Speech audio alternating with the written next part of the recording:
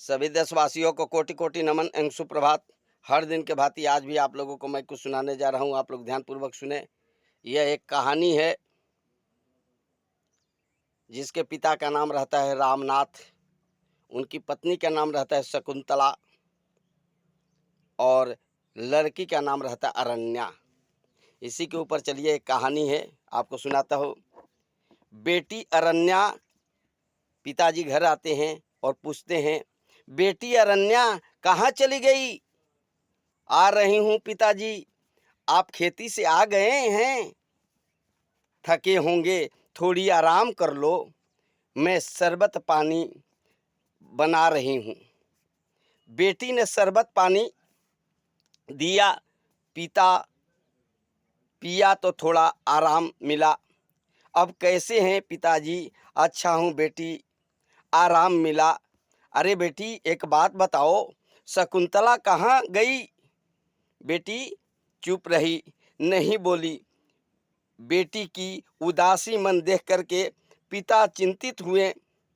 दोबारा पूछा तो बेटी ने बताया, मामा भैया और माँ मार्केटिंग घूमने गए हुए हैं।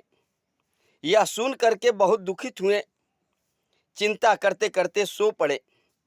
सोए हुए पिता को देख करके बेटी पिता का पांव दबाते दबाते वह भी सो गई। सोने के बाद पता ही नहीं चला कि कब संध्या हो गया। तब तक तीनों मार्केटिंग करके आए। बेटी पिता के चरण पकड़े सो गई। यह देख शकुंतला बहुत गर्म हुई और बोली, तुझे समझ में नहीं आता? मार्केट से आई हूँ, थकी हूँ, जा एक लोटा पानी लेकर आ। पानी लेकर के आई तो माँ को पानी दे ही रही थी कि उसी वक्त लोटा हाथ से छूटकर जमीन पर गिर गया। यह देखकर बहुत गुस्साई, मानो पहाड़ टूट गया। एक हाथ दे दी, बोली, जाओ खाना बनाओ। बेटी सब कुछ करती थी, फिर भी डांट पड़ती थी। लड़का कितना भी गलती करता था, माँ एक शब्द नहीं बोलती थी। अरण्या सियान हो गई।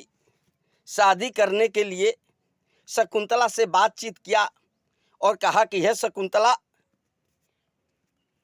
तू गहना गुड़िया जो थोड़ा बहुत रखी हो मुझे दे, बेच करके अपने बेटी की शादी कर दूंगा।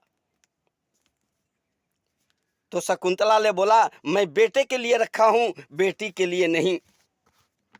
बेटा के मन बढ़ गया, जुआरी हो गया, शराबी हो गया। पिता रोते हुए घर से जा रहे थे।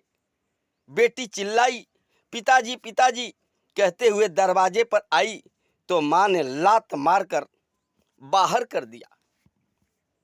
पिता बेटी को उठा रहे थे।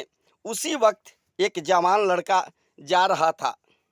यह देख करके दोनों का आंसू पोंछा। बोला, क्या बात है? सारी बात वृतांत से बताओ। उस लड़के को सुनाया। उस वक्त वह लड़का अपने घर दोनों को ले गए। ले जा करके इन दोनों को आदर सत्कार से बैठाया।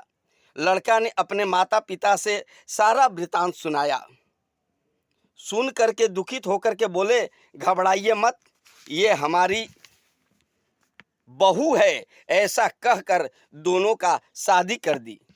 शादी के बाद उनके पिता वहां से निकल गए और संन्यास धारण कर लिए, घर नहीं गए। अरण्या सुखी हो गई। शकुंतला के बेटे ने सब गहना माँ से लेकर के बेच दिया, जुआ खेल गया। जब माँ के पास कुछ नहीं था तो माँ को मारने की धमकी दी, तो वह कुएं में कूद करके जान दे दी। लड़का घर द्वार बेचकर वेश्यागामी में दे दिया। लास्ट में वेश्याओं ने सोचा कि अब इसके पास तो कुछ है ही नहीं, तो उसने भी उस लड़के को जान से मार दिया। कहने का मतलब है जो बुरा कर्म करता है उसका रिजल्ट यही होता है, जो अच्छा कर्म करता है उसका रिजल्ट अच्छा ही होता है। जय श्री राम।